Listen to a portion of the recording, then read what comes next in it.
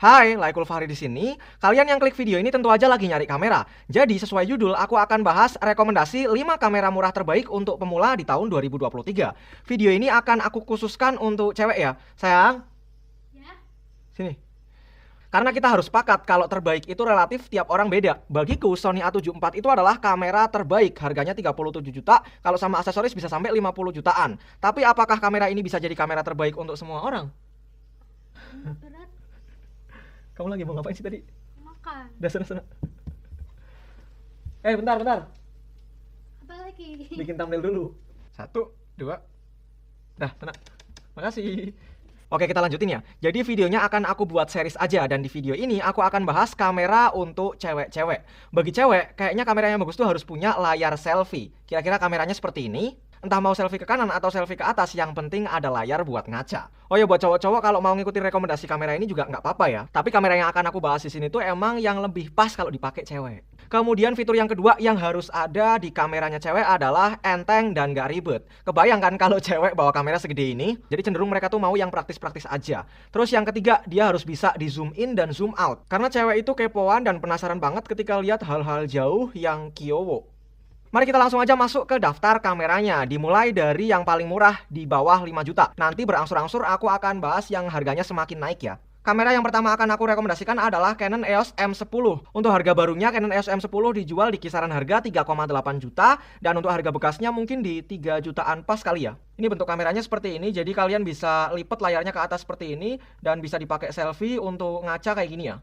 Untuk Canon EOS M10 ini menunya udah gampang ya, dia udah touchscreen juga, jadi gampang banget. Kemudian untuk warnanya dia ada dua varian ya, ada yang putih dan ada yang hitam. Tinggal disesuaikan aja sama selera kalian. Canon EOS M10 ini rilis di tahun 2015.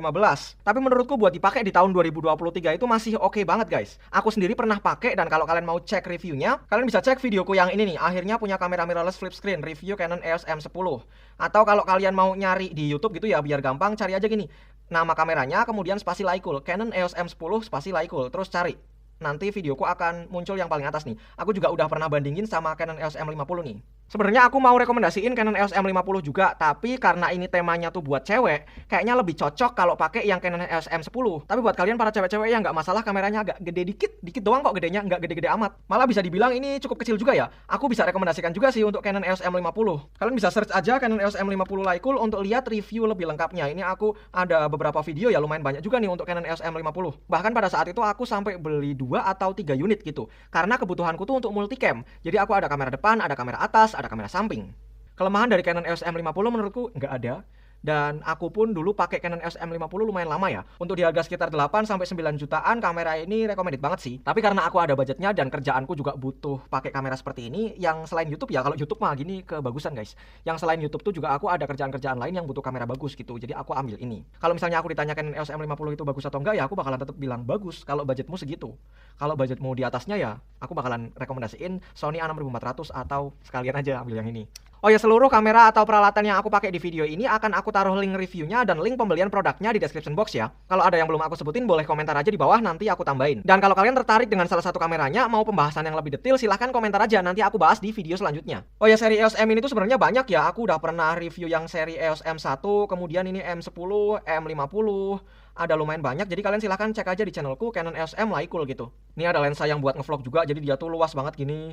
Dan rata-rata semua kamera yang aku review di sini udah ada fitur Wi-Fi-nya ya. Jadi kita bisa dengan mudah pindahin gambarnya dari kamera ke HP dan bisa langsung diupload ke sosial media. Lanjut ke rekomendasi kamera yang kedua, Sony A5100. Kameranya bentuknya seperti ini, hampir sama kayak Canon EOS M50, tapi ini dari Sony gitu. Dia bisa di flip juga seperti ini, jadi kita bisa selfie. Untuk harga barunya Sony A5100 dijual di kisaran 5 jutaan. Mungkin ada juga sih yang jual di bawah 5 jutaan, di sekitar 4,5 sampai 5 jutaan lah. Karena kamera ini juga launchingnya udah lumayan lama ya, di tahun 2014. Tapi walaupun kamera ini udah berumur, kalau dipakai di tahun 2023 masih oke banget kok. Yuk kita coba cek hasil videonya gimana. Karena aku juga udah pernah punya kamera ini dan aku pernah review juga, kalian bisa cek videonya dari channelku ya. Atau gampangnya cari aja seri kamera spasi Laikul gitu. Terus klik pencarian dan kalian akan nemu beberapa videoku yang review kamera ini. Kita coba cek yang ini ya. Di video kali ini aku bakalan nge-review lensa dari Meike. Ini adalah Meike 30. Kayaknya salah guys, itu video review lensa. Tapi di video itu aku pakai kamera Sony A5100 kok. Dan kalau kamu lihat kualitas videonya, ini dia blurnya juga mantep banget ya guys. Dan menurut kalian gimana? Dipakai di 2023 ya masih oke banget sih. Ini hasil fotonya seperti ini nih.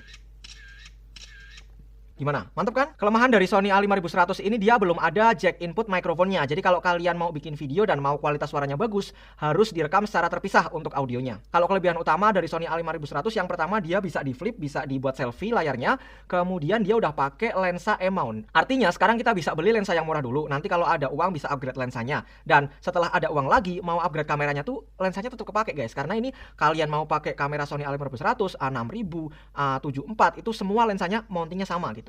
Jadi bisa dipakai sampai bertahun-tahun gitu. Aku saranin sih kalau kalian beli kamera yang keluarnya tuh udah lama, beli second aja. Tapi harus hati-hati. Aku udah pernah bikin video tips beli kamera bekas atau second ya. Kalian bisa cek videonya, nanti aku taruh di sebelah sini. Nah lanjut ke kamera selanjutnya, kameranya udah ada di sebelah sini nih. Kamera rekomendasiku selanjutnya adalah Sony ZV-1. Tapi ZV-1 ini kita bahas nanti ya, karena kesimpulan dari video ini, kamera yang paling worth it kalau kalian ada budgetnya menurutku adalah Sony ZV-1. Jadi kita bahas dulu kamera yang selanjutnya. Rekomendasiku selanjutnya adalah kamera ini nih. Ini adalah Canon G7X. Sama ya, dia bisa di flip juga. Tapi perbedaannya ini adalah kamera pocket atau point and shoot. Bedanya dengan kamera Sony A5100 tadi, dia tuh bisa diganti lensanya guys. Jadi misal kalian lagi mau pakai lensa yang buat ngevlog gitu, yang luas banget, bisa. Kalian mau pakai lensa yang bisa ngezoom banget, bisa juga gitu. Nah kalau Canon G7X ini dia lensanya udah fix. Kelebihan dari kamera ini karena dia tuh lensanya udah fix, ketika dia dimatiin, lensanya tuh akan ketarik ke dalam guys. Ini akan ngebuat kameranya gampang banget dibawa-bawa. Namanya aja kamera pocket, bisa masuk ke pocket atau saku. Untuk kualitas gambarnya kurang lebih seperti ini nih. Aku sendiri sih belum pernah make ya, jadi nggak bisa ngasih pengalamanku. Tapi ada banyak banget YouTuber, terutama vlogger atau beauty vlogger gitu yang pakai Canon G7X. Jadi udah pasti kameranya bagus.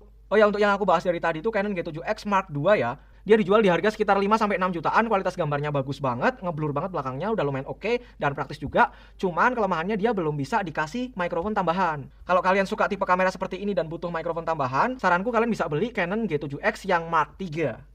Itu gambarnya lebih bagus dan dia ada colokan mikrofonnya juga. Jadi kita bisa pakai mikrofon eksternal seperti ini. Tentu aja itu akan membuat kualitas suara di video kita lebih bagus lagi. Tapi harga Canon G7X Mark III ini lumayan mahal juga guys, di sekitaran 11 jutaan kalau nggak salah. Nanti aku taruh link pembelian dan harga terkininya di description box aja ya. Oke, kita bahas kamera yang selanjutnya, ini nih. Sony ZV-1. Ini adalah kamera yang terbaik menurutku sih dari segi harga dan performanya. Kalau kalian ada budget sekitar 8-9 jutaan, mungkin kamera ini cocok buat kalian. Ini kalian bisa cek video selengkapnya ada di channelku ya. Ini bentuk kameranya seperti ini, warnanya putih, cantik banget dibuat cewek-cewek. Dia udah ada inputan mikrofonnya juga, jadi kita bisa pakai mikrofon wireless seperti ini guys. Yang kita tinggal colokin aja ini ke kamera, kemudian pakai sini diklipin ke baju, bisa pakai mikrofon seperti ini. Bedanya sama kamera G7X Mark III tadi, dia tuh belum ada tempat buat mikrofonnya, jadi harus diakalin seperti ini. Kalau yang ZV-1 ini dia udah ada tempat buat mikrofonnya seperti ini, jadi dia lebih praktis dan nggak perlu di hack gitu guys, tinggal dipakai secara normal aja. Untuk layarnya dia flip ke kanan. Kelemahan dari kamera yang flipnya ke kanan tuh ketika kita ngevlog dan lihat layarnya tuh agak jereng kayak gini guys. Walaupun ya jangan lihat layarnya ketika lagi bikin video ya, kalau lihat layar kan jadinya seperti ini. Kalau aku lihat lensanya ya aku bener-bener kayak lagi ngobrol sama kalian. Kesimpulan dari video ini, aku sangat merekomendasikan Sony ZV-1 ini sih. Dan dia juga ada varian yang warna putih seperti ini. Ini yang aku punya juga warna putih. Cocok banget deh kalau mau dipakai cewek-cewek. Salah satu alasan kenapa aku beli Sony ZV-1 itu juga bakalan sering dipakai sama istriku. Jadi pas aja ya. Kamera yang terakhir di sini ada Sony ZV-1 tapi yang udah di-upgrade guys. Ini namanya Sony ZV-A10. Ya, beneran sebenarnya ini tuh kamera ZV-1 tapi varian yang bisa dicopot lensanya. Kalau ZV-1 itu nggak bisa dicopot lensanya. Kalau kalian pemula dan mau yang praktis, ya pakai ZV-1. Tapi kalau kalian tuh berencana satu saat nanti tuh pengen beli lensa-lensa yang unik-unik gitu, yang zoom banget, yang lebar banget gitu, ya lebih cocok pakai yang ini. Ini juga tahun rilisnya lebih baru dibanding yang ZV-1. Tapi ya tergantung kebutuhan aja guys. Kalau misalnya cewek-cewek pasti nggak mau ribet ganti-ganti lensa ya, aku tetap rekomendasiin yang ZV-1. Tapi kadang ada cewek yang ada niatan untuk belajar lebih lagi tentang kamera, yaitu lebih cocok pakai Sony ZV-A10 karena dia bisa diganti lensanya. Untuk harganya Sony ZV-A10 ini dijual di kisaran 11-12 jutaan. Harganya juga nggak bisa dibilang murah ya, lumayan mahal juga. Ya sesuaikan aja dengan kebutuhan kalian. Pada akhirnya video ini nggak mungkin bisa menjawab kamera apa yang benar-benar terbaik buat kalian. Kalau menurutku sih ZV-1. Harganya sekitar 8 juta, 9 jutaan. Dia juga praktis banget, layarnya bisa dilipat. Kemudian ketika dia mau disimpan tuh bisa disakuin karena lensanya masuk ke dalam bodinya. Terus ada pilihan warna hitam sama putih. Kadang warna tuh penting banget loh buat cewek. Dia juga udah ada input mikrofonnya dan ada dudukan mikrofonnya. Jadi kita bisa pakai mikrofon semacam ini ya. Terus sekarang tinggal harganya. Kalau sesuai dengan budget kalian ya bagus. Kalau budget kalian lebih tinggi dibanding harganya, kalian bisa beli aksesoris tambahan seperti mikrofon ini. Ini adalah HoloLens Lark M1, mikrofon wireless yang praktis banget guys. Nggak disponsorin juga nih, aku sebutin karena emang aku suka. Harganya sekitar 2 jutaan kalau kalian tertarik bisa cek link pembeliannya di description box ya. Dan kalau budget kalian nggak nyampe buat beli Sony ZV-1, rekomendasiku sih kalian bisa ambil Canon EOS M10 kalau mau yang praktis, dan Sony A5100 kalau yang budgetnya minim banget. Nah, aku udah berusaha ngerangkum semuanya, tapi susah banget buat dirangkum dalam satu video. Kalau videoku ini masih ada yang nggak jelas, mungkin kalian tertarik di salah satu kamera dan mau pembahasan yang lebih detail, silahkan komentar aja. Ya udah, kayaknya segitu aja video kali ini. Semoga videonya bermanfaat buat kalian. Kalau kalian suka, jangan lupa buat klik like dan share video ini ke teman-teman kalian. Sampai ketemu di video-video selanjutnya. Matur nuwun.